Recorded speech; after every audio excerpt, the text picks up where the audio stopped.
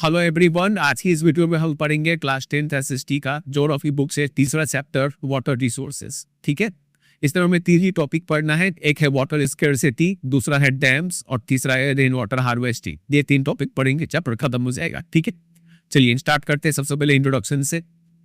Introduction में बताया हुआ है वाटर के बारे में कुछ फैक्ट्स, तो कुछ बात आप छोटे क्लास में भी पढ़े होंगे। आपको पता है अर्थ पे जितना भी वो अर्थ का 3/4 पार्ट वाटर से कवर है। ठीक है, इस टोटल वाटर में से 97%, 97.5% जो वाटर है वो ओशंस में पाया जाता है, जो कि सॉल्ट वाटर है, हमारे यूज के नहीं है ये। ठीक है, यूज के लिए नहीं है। जो बचा हुआ 2.5% है, 2.5%, ये फ्रेश वाटर है।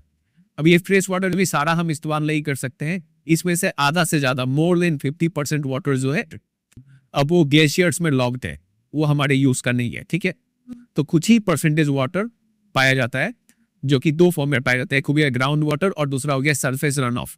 यही दो वाटर को हम यूज में ले सकते हैं। अब ये ground water, surface run of, इसको समझ लेते हैं। यहाँ पे देखिए, सरफेस रन ऑफ को समझिए। सरफेस रन ऑफ मतलब लैंड पे जो वाटर फ्लो करता है उसको बोलते हैं सरफेस रन ऑफ। ये पानी दो तरीके से आता है। एक हो गया प्रेसिपिटेशन, मतलब ऊपर से गिरेगा, चाहे वो रेनफॉल के फॉर्म में गिरे या फिर स्नोफॉल के फॉर्म में गिरे या फिर हेल स्लीट, जो भी ऊपर से गिरेगा उसको प्रेसिपिटेशन कहते हैं। मेनली रेनफॉल को मानते हैं। ठीक है, और दूसरा हो गया और लैंड पे कैसे पानी बहेगा, बिकॉज ऑफ मेल्टिंग ग्लेशियर्स। तो यही दो मिलके बनाते हैं सरफेस रन ऑफ। ठीक है, तो सरफेस रन ऑफ एक हो गया और दूसरा हो गया ग्राउंड वाटर। के ही दो लोग मेन सोर्स है फ्रेश वाटर का। वो यहाँ पे लिखा है, fresh water is mainly obtain from number 1 surface run of और नंबर 2 ग्राउंड वाटर। ये याद रखिएगा, इसका फिंगर बेंच में क्वेश्चन आ सकता है ये। ठीक है, और ये जो दोनों सोर्स है सरफेस रन ऑफ और ग्राउंड वाटर, ये दोनों लगातार रिन्यू और डिचार्ज होते रहते हैं because of hydrological cycle. Hydrological cycle में 3 प्रोसेस होता है, यहाँ पे आप समझिए। मतलब धरती पे जो पानी गए ओशंस में, जहाँ पर भी नदी में, वो पानी एवापोरेट होगा। ठीक है, एवापोरेट होने के बाद ये पानी ऊपर जाएगा, वाटर वेपर फिर ऊपर जाके जम जाएगा टाइनी वाटर ड्रॉपलेट्स में। जो तो वाटर वेपर से वाटर में कन्वर्ट हो रहा है, तो ये कंडेंसेशन कहलाएगा। उसके बाद यही जमा हुआ पानी ऊपर से नीचे गिरेगा, चाहे वो रेनफॉल के फॉर्म में गिरे या फिर स्नोफॉल के फॉर्म में गिरे, प्रेसिपिटेशन हो जाएगा उसका। ठीक है, फिर से धरती पे आएगा, फिर कुछ काम होगा, फिर एवापोरेशन होगा। तो यही साइकिल चलता रहता है, इसी को बोलते हैं हाइड्रोलॉजिकल साइकिल। तो इसी साइकिल के जरिए ये दोनों ही सोर्स सरफेस रन ऑफ और ग्राउंड वाटर लगातार रिन्यू और डिचार्ज होते रहते हैं। और यही रीजन है कि हम लोग वाटर को क्या बोलते हैं, एक रिन्यूएबल रिसोर्स कहते हैं। Very very very important. इसके ऊपर डायरेक्ट एग्जाम में एक बार क्वेश्चन आ चुका था कि वाटर कैसे रिन्यूएबल रिसोर्स है, इसको एक्सप्लेन कीजिए। तो आपको पूरा यहाँ से यहाँ तक लिखते रहे, समझिएगा। तो चलिए, हम देख रहे थे कि अर्थ पे पानी अच्छा खासा अवेलेबल है, लेकिन फिर भी वाटर स्कैर्सिटी का प्रॉब्लम हमें सुनने को मिलता है। तो अगला टॉपिक यही है, वाटर स्कैर्सिटी। नाम से ही समझ आ रहा है पानी का कमी होना। On the need for water conservation and management, इसको बचाना क्यों जरूरी है वो समझेंगे इस टॉपिक में। देखिए, वाटर स्कैर्सिटी का डेफिनेशन यहाँ पर सिंपल लिखा हुआ है। It is the lack of fresh water resources to meet the demands of water usage within a region. समझ गए, इसी को बोलते हैं वाटर स्कैर्सिटी। अब यहाँ पे एक चीज समझिए, पानी का कमी ऐसा नहीं है कि सिर्फ ऐसा। देखिए, यहाँ से पढ़ते हैं उसको समझिएगा। लिखा है कि availability of water resources varies over space and time. ये लाइन याद रखिएगा, ये फिल्म ब्रेक्स पे आ सकता है। तो पानी जो है वो अलग अलग जगह पे अलग अलग अमाउंट में मिलता है, और ये समय के हिसाब से भी वेरी करता है। एक ही जगह है, उसमें साल के किसी टाइम में हो सकता है ज्यादा पानी हो और किसी टाइम में हो सकता है कम पानी हो। तो ओवर स्पेस मतलब जगह के हिसाब से भी पानी का अवेलेबिलिटी वेरी करता है, और टाइम के हिसाब से भी वो अलग अलग होता है वाटर का अवेलेबिलिटी। ठीक है, आप देखिए, ऐसा इसलिए होता है, it is because off season का चेंज का वजह से और एनुअल प्रेसिपिटेशन, रेनफॉल का चेंज का वजह से वाटर अवेलेबिलिटी वेरी करता है। ठीक है, अब मान लीजिए कोई एक ऐसा एरिया है जहाँ पे अच्छा खासा एनुअल प्रेसिपिटेशन होता है। एनुअल प्रेसिपिटेशन मतलब सालाना बारिश। ठीक है, साल में अच्छा खासा बारिश हो जाता है, लेकिन फिर भी उस एरिया में वाटर स्कैर्सिटी हो सकता है। क्यों हो सकता है? क्योंकि इन सब रीजन का वजह से। पहला है over exploitation and excessive use. ये पहला रीजन का वजह से वाटर स्कैर्सिटी हो सकता है। जब पानी जितना बरसात हो रहा है आप उससे ज्यादा इस्तेमाल कर रहे हैं तो पानी का स्कैर्सिटी हो जाएगा। और दूसरा रीजन है अनइक्वल एक्सेस। अनइक्वल एक्सेस मतलब हो सकता है इंफ्रास्ट्रक्चर पुअर हो या फिर सोसाइटी में कुछ डिवीजन हो, जिस वजह से जो पानी अवेलेबल है वो कुछ लोग उसको ज़्यादा इस्तेमाल कर रहे हैं, कुछ लोग कम इस्तेमाल कर रहे हैं, अनइक्वल एक्सेस है इस पानी को लेके, ठीक है। तो इस केस में भी बोला जाएगा इस रीजन में वाटर स्कैर्सिटी है। और अगर एक्सेसिव यूज हो रहा है, ओवर एक्सप्लॉयटेशन हो रहा है, तो इस केस में भी बोला जाएगा वाटर स्कैर्सिटी है, ठीक है। चलिए, इसके ऊपर एक बहुत अच्छा एमसीक्यू एक्सरसाइज में दिया हुआ है, उसको एक बार देख लेते हैं। ये देखिए, पहला नंबर एमसीक्यू बोला गया कि based on the information given below classify करना है कि कौन सा इसमें से कौन सा सफरिंग फ्रॉम वाटर स्कैर्सिटी और not suffering from water scarcity, ये बताना है।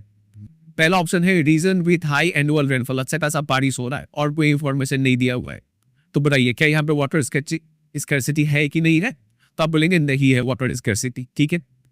Region having high annual rainfall and large population, बड़ा पॉपुलेशन है, अच्छा बारिश हो रहा है और कुछ जानकारी नहीं दिया हुआ है ये एक्सप्लोटेशन हो रहा है कि नहीं, तो ठीक है, बोलेंगे यहाँ पे भी वाटर स्कैर्सिटी नहीं है। तीसरा में region having high annual rainfall, अच्छा खासा बारिश है लेकिन वाटर काफी पॉल्यूटेड है, तो क्या ये वाटर स्कैर्सिटी है? हाँ बिल्कुल है ये, ठीक है। और चौथा है region having low rainfall and low population, low population ज्यादा इंपॉर्टेंट फैक्टर नहीं है, अगर लो रेनफॉल हो रहा है तो इससे वाटर स्कैर्सिटी होगा, ठीक है। तो इस तरीके से इसका आंसर होगा। काफी अच्छा क्वेश्चन था ये।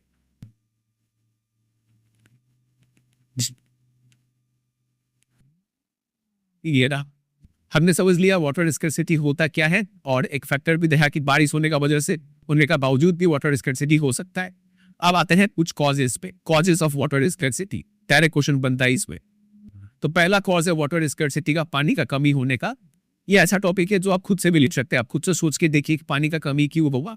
तो पहला रीजन यहाँ पे दिया हुआ है large and growing population, population ज्यादा है इसलिए वाटर स्कैर्सिटी होता है, समझिए। अगर पॉपुलेशन ज्यादा रहेगा तो डोमेस्टिक नीड के लिए, सैनिटेशन के लिए, फूड ग्रो करने के लिए ज्यादा पानी लगेगा और तब वाटर का स्कैर्सिटी होगा, ये पहला रीजन। दूसरा रीजन है इरिगेशन। देखिए, जब पानी जब पॉपुलेशन ज्यादा होगा तो हम क्या करते हैं, ड्राई सीजन में भी एग्रीकल्चर करना स्टार्ट कर देते हैं, और सूखा सीजन में मतलब जब बारिश नहीं हो रहा है तब खेती करना है, मतलब आपको अचानक से इरिगेशन करना पड़ेगा, ठीक है। और इरिगेशन लार्जेस्ट कंज्यूमर है वाटर का हमारे कंट्री में, ठीक है। इसके साथ साथ ज्यादातर फार्मर्स के पास, most farmers have their own wells, उनके पास अपना कुआं है और अपना कल है, ठीक है, जिससे कि वो अपना प्रोड्यूस को बढ़ा पाए। अब यही कुआं और कल का वजह से वो लोग क्या करते हैं, ग्राउंड वाटर को बहुत ज्यादा यूज कर लेते हैं, ओवर एक्सप्लॉइट कर लेते हैं, और इससे जो adversely effective water availability, water का मतलब स्कैर्सिटी होता है, और फूड सिक्योरिटी, वाटर पानी का कमी होगा तो फूड का भी खतरा बन जाएगा, ठीक है। तो दूसरा रीजन हमने समझ लिया, इरिगेटेड एग्रीकल्चर। इसके ऊपर क्वेश्चन बनेगा कि एक्सप्लेन हाउ इरिगेशन या फिर irrigated agriculture is one of the cause of water scarcity. तो आपको इसमें 3 पॉइंट लिखना है। पहला ये कि ड्राई सीजन में एग्रीकल्चर करने के लिए पानी का अच्छा खासा यूज होता है, पानी ओवर एक्सप्लॉइट होता है। दूसरा पॉइंट लिखेंगे आप कि इरिगेटेड एग्रीकल्चर लार्जेस्ट कंज्यूमर है वाटर का। और तीसरा पॉइंट लिखेंगे ये कि ज्यादातर फार्मर्स के पास अपना वेल है और ट्यूबवेल है, जिसके कारण ग्राउंड वाटर का ओवर यूज हो जाता है, ठीक है। ये 3 पॉइंट देके ये आंसर लिखेंगे आप। चलिए, पहला रीजन था पॉपुलेशन, दूसरा रीजन एग्रीकल्चर, अब आइए तीसरे रीजन। जब भी एग्रीकल्चर पढ़ते हैं तो इसके साथ साथ इंडस्ट्री का भी नाम आता है, तो तीसरा रीजन वही है, इंडस्ट्री, इंडस्ट्रियलाइजेशन। तीसरा रीजन है इंडस्ट्रियलाइजेशन। इंडस्ट्रीज कैसे पानी का ओवर यूज करती है, देखिए इंडस्ट्रीज के अंदर पानी का यूज तो होता ही है, कोई भी प्रोडक्ट बन रहा है वहां पे बहुत पानी का यूज होता है। इसके साथ साथ इंडस्ट्रीज को रन करने के लिए क्या चाहिए, इलेक्ट्रिसिटी चाहिए, पावर चाहिए। तो ये पावर जनरेट करने के लिए भी क्या क्या पानी का यूज होता है। हम लोग डैम्स के जरिए हाइड्रो इलेक्ट्रिक पावर जनरेट करते हैं, ठीक है। तो इंडस्ट्रीज 2 तरीके से पानी का स्कैर्सिटी करता है, पानी का ज्यादा यूज करता है। पहला तो उनका इंटरनल यूज है, ठीक है, और दूसरा ये जो पावर पर डिपेंड करते हैं वो पावर भी कहाँ से जनरेट हो रहा है, हाइड्रो इलेक्ट्रिक पावर से। हम लोग अपने कंट्री में, इंडिया में बहुत सारे तरीके से बिजली बनाते हैं, इलेक्ट्रिसिटी प्रोड्यूस करते हैं। एक हो गया थर्मल पावर, कोयले से, ठीक है, दूसरा हाइड्रो इलेक्ट्रिक, तीसरा न्यूक्लियर, और भी बहुत सारा तरीका होता है। तो ये हाइड्रो इलेक्ट्रिक से हम लोग 22% बिजली जनरेट करते हैं। अगर कंट्री में अगर 100% बिजली है तो उसको से 22 यूनिट्स जो है वो हाइड्रो इलेक्ट्रिक पानी का हेल्प से वो बिजली जनरेट किया हुआ है, ठीक है। तो बोल सकते हैं इंडस्ट्रीज ये 2 तरीके से वाटर स्कैर्सिटी करती है, समझ गए। 3 रीजन हो गया। चौथा रीजन आ जाइए, चौथा रीजन है अर्बनाइजेशन, शहरीकरण। जैसे जैसे अर्बन एरियाज में लोग रहेंगे, उनका लाइफस्टाइल बढ़ते जाएगा, वो कार लेंगे, गाड़ी धोएंगे तो ज़्यादा पानी का इस्तेमाल होगा। ठीक है, वो यहाँ पे लिखा है कि अर्बन लाइफस्टाइल और टेल्स पॉपुलेशन, और अर्बन एरिया में पॉपुलेशन भी ज़्यादा होता है, इससे वाटर और एनर्जी दोनों का ही रिक्वायरमेंट बहुत ज़्यादा है और इससे वाटर स्कैर्सिटी होता है। ठीक है, 4 रीजन हमने समझ लिया। अब आ जाइए 5वें रीजन पे। 5वां रीजन है क्वालिटी के ऊपर। वाटर स्कैर्सिटी सिर्फ क्वांटिटी में ही कमी नहीं हो सकता है, सिर्फ क्वालिटी खराब होने से भी बोलते हैं वाटर स्कैर्सिटी है। देखिए आजकल क्या हुआ है, पानी का बहुत ज़्यादा पॉल्यूशन हो रहा है because of domestic and industrial waste, chemicals, pesticides, fertilizers, इन सब का वजह से वाटर का पॉल्यूशन हो रहा है और इससे वाटर स्कैर्सिटी होता है। ये हो गया 5वां रीजन।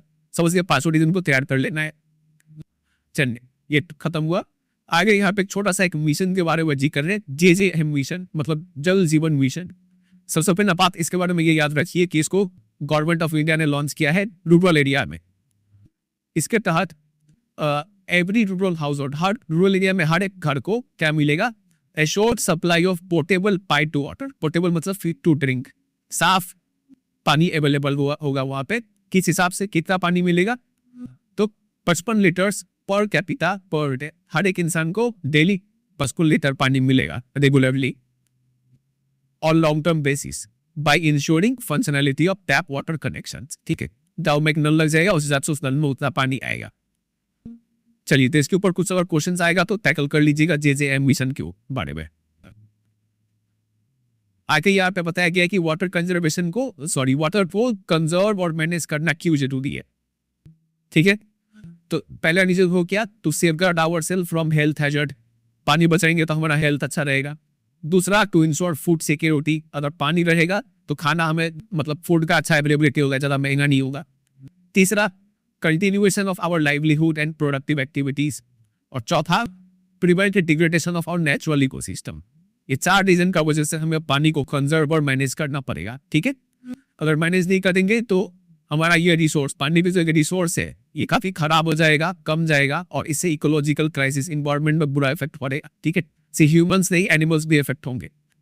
चलिए, तो ये इसी के साथ ये टॉपिक एंड हो गया। हमने वाटर स्कैर्सिटी खत्म कर लिया। हमें जाना वाटर स्कैर्सिटी होता क्या है, डेफिनेशन, इसका कॉजेस और नीड टू कंजर्व वाटर, ये 3 चीज हमने पढ़ा यहाँ पे। ठीक है, अब नेक्स्ट टॉपिक है मल्टीपर्पज रिवर प्रोजेक्ट्स, मतलब dams and integrated water resource management. देखिए, इसलिए हम डैम्स के बारे में पढ़ेंगे। ऊपर में हमने देखा था कि वाटर को कंजर्व और मैनेज करना जरूरी है, तो इसको कैसे कंजर्व किया जाए, तो एक तरीका कंजर्व करने का है कि मतलब डैम्स बना के कंजर्व किया जाए। और ये डैम्स का कॉन्सेप्ट हमारे कंट्री में बहुत पहले टाइम से ही चले आ रहा है। ठीक है, और वो कॉन्सेप्ट हम आज के टाइम पे, मॉडर्न टाइम में भी वो कॉन्सेप्ट यूज कर रहे हैं डैम्स का। ठीक है, देखिए डैम्स होता क्या है, डैम्स का डेफिनेशन ये समझ लीजिए पहले। A dam is a barrier across flowing water that obstruct, redirect or retards the flow, often creating a reservoir, lake or impoundment। देखिए, एक कोई फ्लोइंग वाटर है, ये मान लीजिए वाटर इधर फ्लो कर रहा था। ठीक है, आपने क्या किया, यहाँ पे एक बैरियर बना दिया, इससे क्या हुआ, ये पानी आकर यहाँ पे जमा हो गया। ठीक है, तो इसी बैरियर को क्या बोलते हैं, डैम बोलते हैं। Dam refers to the reservoir rather than the structure. ये बैरियर को कभी कभी बैरियर को भी बोलते हैं, और नहीं तो मेनली अगर कोई डैम बोल रहा है तो यहाँ पे जो जमा हुआ पानी है, इसी को देखिए, जिसकी आप इस इमेज में देख सकते हैं, ये एक बैरियर बनाया हुआ है यहाँ पे, और यहाँ पे पानी जम गया है। इसी जमे हुए पानी को रिजर्वॉयर कहते हैं, तो इसी को डैम भी कहते हैं। ठीक है, डैम बोलने का मतलब ये हर चीज को डैम बोल रहा है, लेकिन सबसे मेन पार्ट ये रिजर्वॉयर है, ये डैम कहलाएगा। ठीक है, डैम क्या करता है, पानी को ऑब्स्ट्रक्ट फ्लो करने से रोकता है, या फिर दिशा बदल देता है, या फिर उसका स्पीड कम कर देता है, जिससे रिजर्वर, लेक या फिर इम्पाउंडमेंट से जमा हुआ पानी इकट्ठा हो जाता है। ठीक है, चलिए यहाँ पे डैम का कुछ पार्ट भी बताया हुआ है, जैसे कि डैम में स्पिलवे भी होता है, ये कुछ रास्ते होते हैं जहाँ से पानी हल्का हल्का गिरता भी रहता है डिपेंडिंग ऑन द यूज। फिर डैम्स का क्लासिफिकेशन भी दिया हुआ है। डैम्स को स्ट्रक्चर के बेसिस पे, या फिर पर्पस के बेसिस पे, या फिर हाइट के बेसिस पे आप डैम्स को क्लासिफाई कर सकते हैं। यहाँ पे स्ट्रक्चर और मटेरियल के बेसिस पर डैम्स को इतने पार्ट में क्लासिफाई कर सकते हैं। टिम्बर का डैम हो सकता है, लकड़ी का बना हुआ डैम छोटा मोटा, एम्बैंकमेंट डैम हो सकता है। ठीक है, ऐसे ही बालू पत्थर से, या फिर मैसनरी डैम, कॉन्क्रीट डैम्स भी हो सकता है। हाइट के हिसाब से भी डैम्स को डिवाइड कर सकते हैं, लार्ज डैम्स या फिर मेजर डैम्स, या फिर आप low dams, medium height dams, high dams, ऐसे भी क्लासिफाई कर सकते हैं। चलिए, डैम्स क्या होता है वो हमने समझा। इसके बाद अब यहाँ पे देखते हैं आगे क्या लिखा हुआ था। देखिए, डैम्स को हम लोग, हमें पता है एंशिएंट टाइम से ये डैम्स को यूज करते हैं। तो पहले किस पर्पज से डैम्स बनाते थे हम, ताकि पानी को इकट्ठा कर पाए हम, और उसमें रेन वाटर भी जमा हो, और बाद में हम इसी पानी से एग्रीकल्चरल फील्ड्स को इरिगेट कर पाए। तो मेनली इरिगेशन के लिए डैम्स बनाया करते थे। लेकिन आज के टाइम पे डैम्स का यूज सिर्फ इरिगेशन नहीं रहे, और भी बहुत चीजें हम लोग आज के टाइम पे डैम्स से यूज करते हैं फॉर इलेक्ट्रिसिटी जनरेशन, बता ही दिए थे आपको। दूसरा, water supply for domestic and industrial use, ये पानी को हम इस यूज में भी लेते हैं। तीसरा, फ्लड कंट्रोल करने के लिए भी डैम्स का यूज किया जाता है। चौथा है रिक्रिएशन, आप इसमें फिशिंग, स्विमिंग ये सब कर सकते हैं। पांचवा, इनलैंड नेविगेशन, आप इस डैम्स का ये पानी को यूज करके आप नेविगेट बोट के थ्रू कहीं जा भी सकते हैं। और फिश ब्रीडिंग का भी, फिश ब्रीडिंग के लिए भी यूज करते हैं। तो ये 6 यूज यहाँ पे डैम्स का दिया हुआ है। इसी रीजन से हम डैम्स को क्या कहते हैं, मल्टीपर्पस प्रोजेक्ट, समझे। तो ऊपर जो हेडिंग लगा हुआ था, ऊपर यहाँ पे आप हेडिंग देख रहे थे, मल्टीपर्पस रिवर प्रोजेक्ट, इसी को डैम्स कहते हैं। क्योंकि डैम्स का इतना ज्यादा यूज है, उसलिए इसको मल्टीपर्पस कहा गया है। सिर्फ इरिगेशन नहीं, बहुत सारा यूज की यूज में इसको लिया जाता है। ठीक है, चलिए, तो डैम्स का डेफिनेशन, इसका यूज क्या क्या है वो हमें जाना। यहाँ पे 2 डैम से एग्जाम्पल दिया हुआ है। पहला है बाकरा नंदल प्रोजेक्ट, या फिर बाकरा नंदल डैम भी बोल सकते हैं। यह डैम बना है सतलज ब्यास रिवर पे। ठीक है, सतलज रिवर पे मिलनी बना हुआ है। इस डैम का यूज होता है फॉर हाइडल पावर जनरेशन और इरिगेशन के लिए। फिर दूसरा एग्जाम्पल है हीराकुड डैम के बारे में, हीराकुड प्रोजेक्ट लिखा हुआ है। यह बना है महानदी रिवर पे। यहाँ पे वाटर कंजर्वेशन किया जाता है विद फ्लड कंट्रोल। ये 2 मेन पर्पज है इस डैम का। ठीक है, चलिए, डैम्स का इतना सारा यूज देखते हुए हमारे जो चाचा जी थे, वो यानी जवाहरलाल नेहरू जी, उन्होंने डैम्स को क्या कहा था, टेम्पल्स ऑफ मॉडर्न इंडिया है। मानो मॉडर्न इंडिया का मंदिर है, इतना ज्यादा यूज है, इतना इंपॉर्टेंट है ये डैम्स। ठीक है, तो अभी तक तो डैम्स का हम सिर्फ अच्छा ही देखते आ रहे हैं। लेकिन हाल फिलहाल के साथ टाइम में, इन रिसेंट ईयर्स, ये जो मल्टीपर्पज प्रोजेक्ट यानी जो डैम्स है, इनको काफी ज्यादा स्क्रूटिनाइज किया जा रहा है और काफी ज्यादा अपोज किया जा रहा है कि ये नहीं बनना चाहिए। क्यों, अब हम बात करेंगे इसी के ऊपर। डैम्स का डिसएडवांटेजेस। पहला डिसएडवांटेज क्या होता है, देखिए, मान लीजिए ये कोई रिवर था, ये फ्लो कर रहा था, आपने यहाँ पे बैरियर बना दिया यहाँ पे। ठीक है, यहाँ पे पानी जमा हो गया। पानी तो जमा हुआ ही, इसके साथ साथ एक्सेसिव सेडिमेंटेशन हो गया at the bottom of reservoir. यहाँ पे जो पानी जमा था, इसके नीचे में बहुत ज्यादा मिट्टी भी जम गया। मिट्टी जम गया मतलब अगर ये डैम नहीं बना होता तो ये पानी के साथ साथ मिट्टी भी फ्लो करता है, और नेचुरली जहां जमा हो रहा था वो अब होता। लेकिन अब चूंकि मिट्टी यहाँ पे जमा हो गया, तो ये पानी का फ्लो से इधर का मिट्टी बह जाएगा, और यहाँ पे कोई नया मिट्टी जमा नहीं हो रहा है। तो इससे क्या हो गया, रॉकियर स्ट्रीम बेड हो गया। यहाँ पर काफी पथरीला मतलब जमीन हो गया, और जितना पत्थर रहेगा उतना एक्वेटिक लाइफ, मछली लोग उसमें टकरा टकरा कर मर जाएंगे। ठीक है, तो पुअर हैबिटेट, एक्वेटिक लाइफ का जो लड़ने का जला था हैबिटेट, वो खराब हो गया डैम्स का वजह से। ये पहला डिसएडवांटेज। दूसरा डिसएडवांटेज है ये कि एक्वेटिक लाइफ, एक्वेटिक फौना जो है, पानी में रहने वाले जो एनिमल्स है, उनको माइग्रेट करने में काफी डिफिकल्टी आ गई है। क्योंकि पहले जब ये डैम नहीं था, वो इजीली कहीं फ्लो कर पा रहे थे। अक्सर क्या होता है, कई सारे मछलियां ऐसी होती है जो कहीं दूसरे जगह जाके अंडा देती है, जिसको स्पॉनिंग कहते हैं। तो अब ये डैम बन गया तो उनका स्पॉनिंग करना मुश्किल हो गया। ठीक है, तो एक्वेटिक फौना भी इससे इफेक्ट हुआ है। ये दूसरा डिसएडवांटेज। ठीक है, तीसरा डिसएडवांटेज देखिए। तीसरा डिसएडवांटेज होता है कि ये मान लीजिए एक रिवर था, आपने यहाँ पे एक बैरियर यानी डैम बना दिया। ठीक है, डैम बनने से यहाँ पे पानी जमा हो गया, रिजर्वायर बन गया, तो इसके आसपास तो जमीन में जो जंगल थे, वेजिटेशन था, वो सब इसमें डूब गया। एक तो वेजिटेशन डिस्ट्रॉय हुआ, उसके साथ साथ यही वेजिटेशन आगे चल के सड़ेंगे, गलेंगे, डिकम्पोज होंगे, तो इससे सॉइल का भी खराब हो जाएगा। ठीक है, सॉइल भी खराब हो जाएगा यहाँ पर। तो ये हो गया तीसरा डिसएडवांटेज। 1 2 पहला था, हाँ 1 2 तीसरा हो गया। अब आइए चौथे पे। चौथा डिसएडवांटेज है large scale displacement of local community. ये नदी था यहाँ पे आपने डैम बना दिया, इसके आसपास का जितना भी घर था, गांव था, वो सब डूब जाएगा। तो वो लोग को यहाँ से हटाना पड़ता है, तो लोकल कम्युनिटी को यहाँ पे एक जगह से दूसरी जगह मूव करना पड़ता है।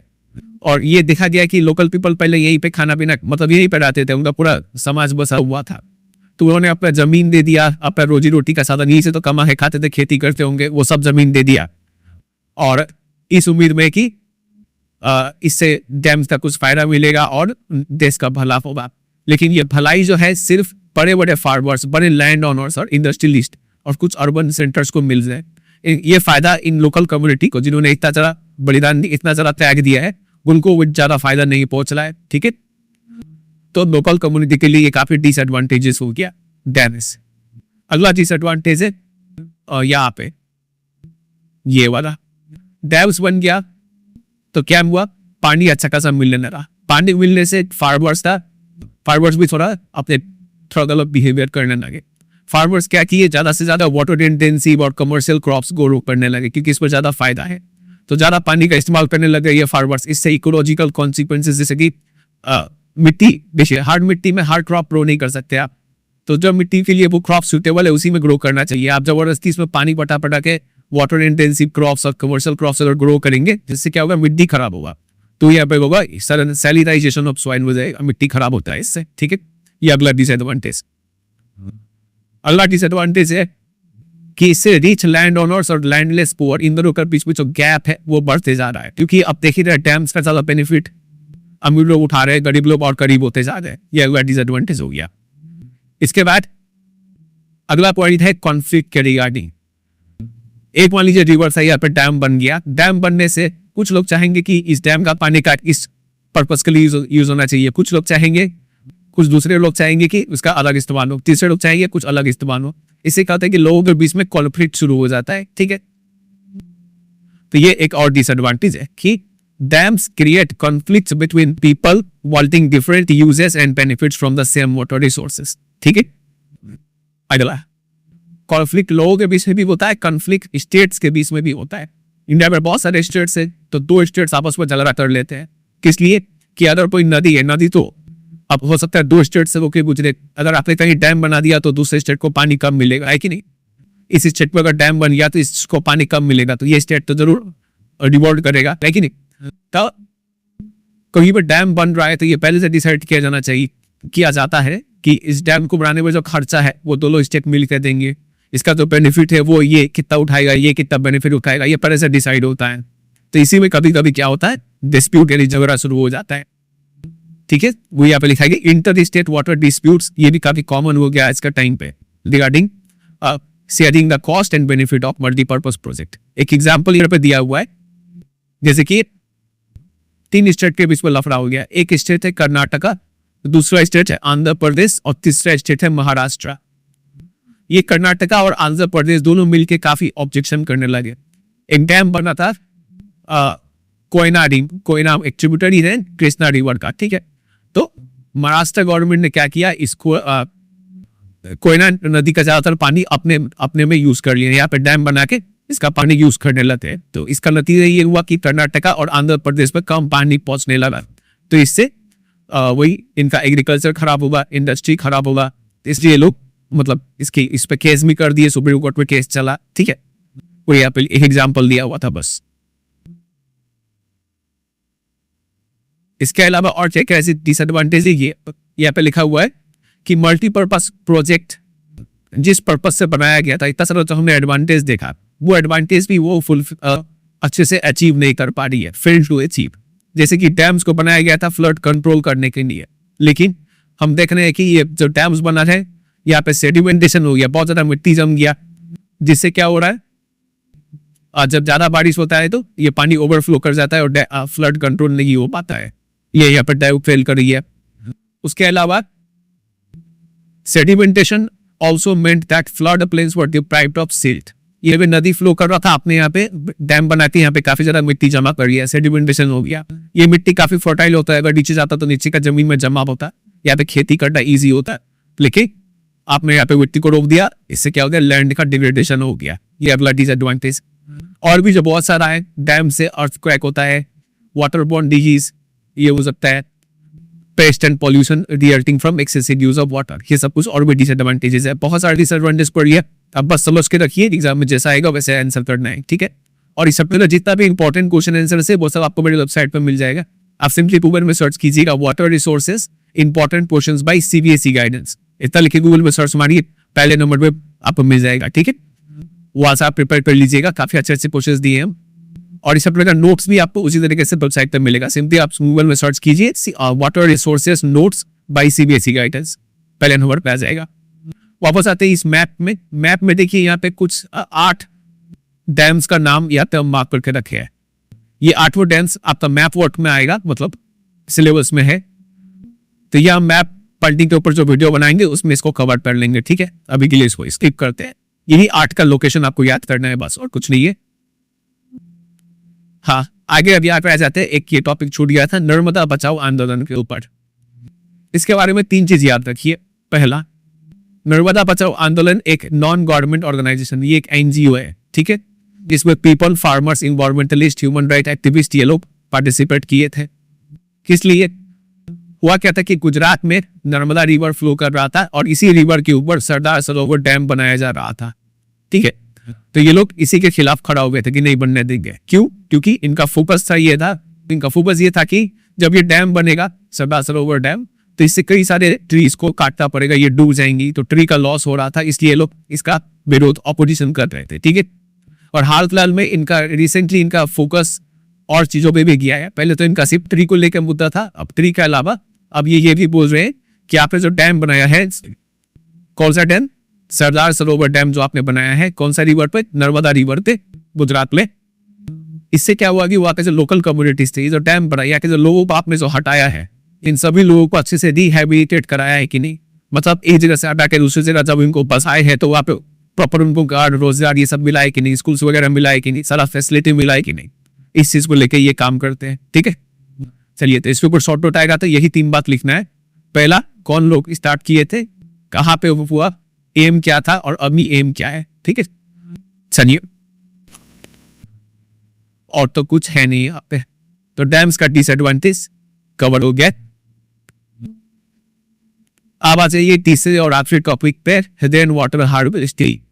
लास्ट टॉपिक में हमने अच्छे से समझ लिया कि ये जो मल्टीपर्पज प्रोजेक्ट है यानी डैम्स है, इसका बहुत ज्यादा डिसएडवांटेजेस है और काफी ज्यादा रेसिस्टेंस लोग कर रहे हैं, मना कर रहे हैं। तो इसका ऑल्टरनेटिव क्या है? तो इसका ऑल्टरनेटिव यही है कि आप बारिश का पानी बचाइए। ठीक है, रेन वाटर हार्वेस्टिंग ये काफी अच्छा ऑल्टरनेटिव है, बोथ सोशो इकोनॉमिकली और इन्वायरमेंटली भी। सोशो इकोनॉमिकली मतलब ये अफोर्डेबल भी है, लोग मतलब इजिली इसको अडॉप्ट कर सकते हैं। ठीक है, और इन्वायरमेंटली भी इसका बहुत कम नुकसान है डैम्स के मुकाबले।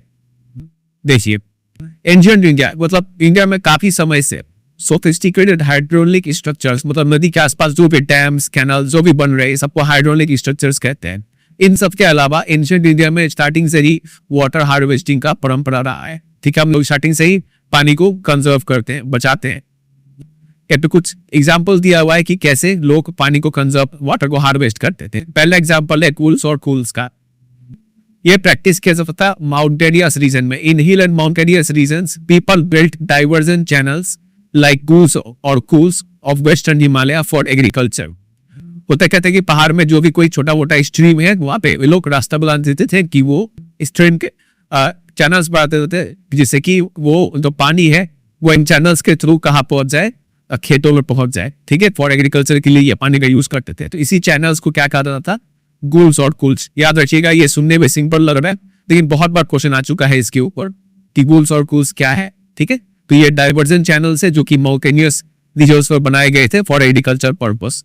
ठीक है, दूसरा एग्जांपल है वाटर हार्वेस्टिंग का, वो है roof top rain water harvesting. नाम से समझवाना है, छत का टॉप में जो भी पानी गिरता है, बरसात का पानी, उसी को आप कंजर्व कर लीजिए। यह पर्टिकुलरली राजस्थान में प्रैक्टिस किया जाता था पहले। ठीक है, एंशिएंट इंडिया में। तीसरा एग्जांपल है इनंडेशन चैनल्स का। वह कहता है कि बंगाल के जो फ्लड प्लेन है, वहां पे लोगों ने इनंडेशन चैनल्स बना रखे थे तो इरिगेट देयर फील्ड, मतलब फ्लड में जो भी एक्स्ट्रा पानी है वो मतलब चैनल्स बना के क्या करते थे, गड्ढा खोद के वो पानी को डाइवर्ट करते थे अपने फील्ड की तरफ, और इससे फील्ड मतलब खेत को पानी मिल जाता था। ठीक है, चौथा एग्जांपल है खादीन्स और जोहाद्स का। ये भी arid and semi arid region, arid मतलब ड्राई और सेमी ड्राई रीजन्स में एग्रीकल्चरल फील्ड्स को कन्वर्ट कर दिया जाता था into rain fade storage structures. ठीक है, कि इसमें बारिश का पानी इकट्ठा होगा, इससे पानी यहाँ पे जमता था और मिट्टी को अच्छा खासा मॉइस्चर मिल जाता था। तो जैसलमेर में इसको खादिन्स के नाम से जानते थे और अदर पार्ट ऑफ राजस्थान में इसको जोहाद्स के नाम से जानते थे। ठीक है, तो एग्जाम में ऐसे मैच द फॉलोइंग आ जाएगा, ये खादिन, जोहाद्स और इनंडेशन चैनल्स और कूल्स ऐसे करके बना देंगे और यहाँ पे लोकेशन लिख देंगे और बोलेंगे मैच द फॉलोइंग कर लू इसका। और कुछ ऑप्शंस दे देंगे, ठीक है। तो इस तरीके से क्वेश्चन बन सकता है, ये चारों को अच्छे से तैयार कर लीजिएगा। चलिए आगे यहाँ पे कुछ पिक्चर्स में दिखाया हुआ है कि कैसे रेन वाटर हार्वेस्टिंग किया जाता है। पहला एग्जांपल है थ्रू हैंड पंप। यहाँ से पानी आया और रूफ टॉप पर पानी गिरा, ये पानी को यहाँ से फिल्टर करके ये जो कल का पाइप है इसी में कनेक्ट कर दिया और ये पानी जाके सीधा ग्राउंड वाटर में ऐड हो गया, ठीक है। यहाँ पे इसमें कल का हेल्प से किया गया था, अब यहाँ पे कुएं का हेल्प से किया जाएगा। और यहाँ पे पानी आया, फिर यहाँ पे फिल्टर वगैरह करके ये पानी सीधा गया ग्राउंड में, ठीक है। वो यहाँ पे लिखा है। अभी यहाँ पे बताया है राजस्थान में कैसे पानी को वाटर हार्वेस्टिंग किया जाता था। देखिए राजस्थान का जो सेमी एरिड और जो एरिड यानी ड्राई और सेमी ड्राई रीजन जो है, पर्टिकुलरली बीकानेर, पहालोरी और पारवर, ये सब रीजन में सभी घरों में लगभग क्या था, अंडरग्राउंड टैंक्स बने हुए थे। घर के नीचे क्या होगा, एक टैंक बना होगा। इस टैंक को टंकाज वहां पे लोकल लैंग्वेज में कहते थे, ठीक है। इसमें ड्रिंकिंग वाटर को स्टोर करके फिर रखा जाता था, ठीक है। ये टैंक्स काफी बड़े होते थे, यहाँ तक कि एक रूम इतना बड़ा ये टैंक होता था। ये टैंक में पानी कहां से आता था, तो वो रूफटॉप रेन वाटर हार्वेस्टिंग से छत का पानी इस टैंक्स में स्टोर किया जाता था। और ये and were built inside the main house और द कोर्टयार्ड, आंगन में बनेगा या फिर घर के अंदर ये टैंक बनता था। They were connected to the sloping roof of the house through a pipe, वही ये टैंक में पानी आएगा पाइप के जरिए। फिर rain falling on the rooftop would travel down the pipe and was stored in this tankas. वही जो बारिश का पानी गिरा वो इस पाइप्स के जरूर टंकास में जाके स्टोर होता था। पहला जो बारिश होता था उसका पानी को पहले नहीं करते थे क्योंकि वो पानी गंदा होता है, और उसके बाद जो सब्सिक्वेंट रेनफॉल होता था उसका पानी इसमें स्टोर किया जाता था, ठीक है। और ये पानी सफिशिएंट था अगले बारिश तक इंतजार करने के लिए, इसी पानी से सारा रिक्वायरमेंट फुलफिल हो जाता था। ये काफी रिलायबल सोर्स था ड्रिंकिंग वाटर का। रेन वाटर को वहां पे राजस्थान में लोकल लैंग्वेज में पालर पानी भी कहा जाता है, ठीक है। और ये इसको काफी purest form of natural water है ये, तो लोग इसको पीना भी पसंद करते थे। मैनी हाउसेस, कई सारे घर में तो क्या था कि टैंक को बीच में बनाते थे और टैंक के आसपास रूम बना लेते थे ताकि ये सब रूम्स को ठंडक मिले, कूलिंग इफेक्ट मिले, ठीक है। वो यहाँ पे लिखा है। लेकिन अभी के टाइम में क्या हो गया राजस्थान में, पर्टिकुलरली वेस्टर्न राजस्थान में, ये रूफटॉप रेन वाटर हार्वेस्टिंग अभी उतना नहीं चलता है, ये प्रैक्टिस डिक्लाइन हुआ है। क्यों? क्योंकि वहां पे एक इंदिरा गांधी कैनल बन गया है और इसी के थ्रू सबको पानी मिल जाता है, तो पानी अलग से कंजर्व करने का जरूरत नहीं पड़ रहा है यहाँ पे। लेकिन अभी भी कुछ घर ये टंकास मेंटेन किए हुए जिनको नल का पानी का स्वाद पसंद नहीं आता है, पालर पानी पीना उनको ज्यादा पसंद है, ठीक है। चलिए यहाँ पे एक इंटरेस्टिंग फैक्ट दिया हुआ है, ये याद कर लीजिए, काफी अच्छा बात बोला गया है।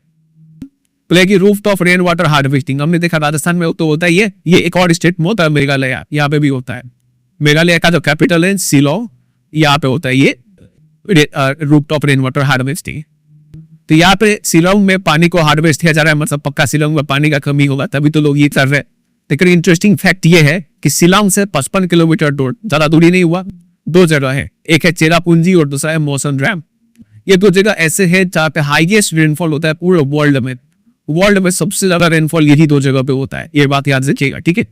लेकिन ताजुब का बात यह है कि इससे 55 किलोमीटर दूर एक ऐसा जगह है जहाँ पे बारिश का पानी बचाना पड़ रहा है पीने के लिए, ठीक है। वही यहाँ पर बात बोला गया है।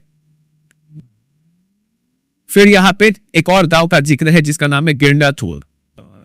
ये मैसूर डिस्ट्रिक्ट में कर्नाटका स्टेट में है, ये छोटा सा विलेज। ये विलेज में खास बात यह है कि यहाँ पे जितने घर है लगभग 200 घर, ये सभी लोगों ने रूफटॉप रेन वाटर हार्वेस्टिंग करना स्टार्ट कर दिया। और ये विलेज को एक रेयर डिस्टिंक्शन मिला है और be rich in rain water, मतलब काफी बारिश का पानी ये लोग काफी बचा लेते हैं। यहाँ तक कि 1 लाख लीटर पानी ये लोग एनुअली सालाना स्टोर करते हैं, तो काफी बड़ा ये अचीवमेंट है। चलिए तो नाम याद रखिएगा, क्वेश्चन बन सकता है छोटा मोटा। एक और यहाँ पे इंटरेस्टिंग फैक्ट है, हमारे कंट्री का स्टेट है तमिलनाडु, ये पहला स्टेट बन गया है जहां पर रूफटॉप रेन वाटर हार्वेस्टिंग करना कंपलसरी कर दिया गया है स्टेट के जितने भी करे उसमें, ठीक है। तो ये स्टेट का नाम भी याद रखिएगा कि सबको करना ही पड़ेगा बारिश का पानी का संरक्षण। एक और यहाँ पे छोटा सा टॉपिक है बैम्बो ड्रिप इरिगेशन सिस्टम। इससे एक ही क्वेश्चन बनता है कि ये कौन से स्टेट में प्रैक्टिस किया जाता है, याद रखिएगा ये मेघालय में प्रैक्टिस किया जाता है। 200 साल पुराना सिस्टम है जिसमें क्या होता है कि जो भी स्ट्रीम और स्प्रिंग वाटर है वहां पे उसको मतलब बैम्बू के जरिए बैम्बू पर ये बैम्बू हुआ, इसको 2 पार्ट में काट लेंगे ऐसे बीचों बीच, बीचों बीच काटेंगे तो ऐसा स्ट्रक्चर मिलेगा, है ना।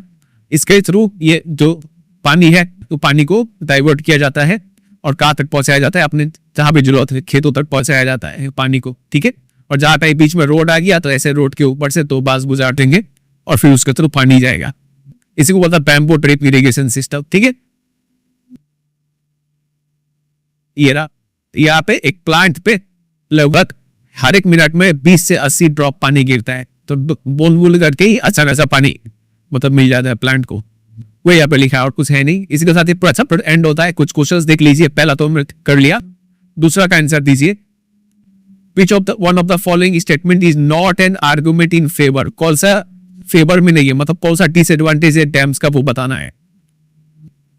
Dams bring water to those areas which suffer from water scarcity, ये तो एडवांटेज हो गया, हमें डिसएडवांटेज बताना है।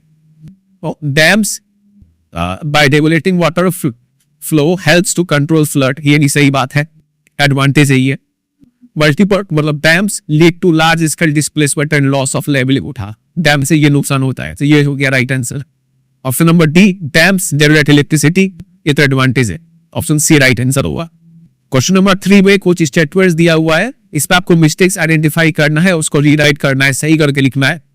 पहला, multiplying urban centres have with large and dense population and urban lifestyle have helped in proper utilisation of water resource, ये तो गलत है, हेल्प तो नहीं किया है, तो have led to improper utilisation of water resource, ये कर सकते हैं आप। तो दूसरा है, regulating and damming of river does not affect the river's natural flow, तो इफेक्ट करता है, नोट डालना पड़ेगा यहाँ से। In Gujarat Sabarmati basin farmers were not agitated, तो नोट हटाना पड़ेगा, farmers were agitated, ठीक है। Number D, today in Rajasthan the practice of rooftop rain water harvesting has gained popularity, अभी तो राजस्थान में ये तो उतना पॉपुलर नहीं है, हैज क्या करेंगे यहाँ पर, लॉस्ट पॉपुलैरिटी, ठीक है। बस इसी से राइट हो जाएगा ये। इस वीडियो में हम एनसीईआरटी बुक का complete solution step by step करेंगे। हर प्रश्न का आसान और सटीक उत्तर समझाया जाएगा ताकि आप आसानी से अपने नोट्स तैयार कर सकें। ये वीडियो बोर्ड परीक्षा, स्कूल टेस्ट और रिवीजन के लिए बहुत उपयोगी है।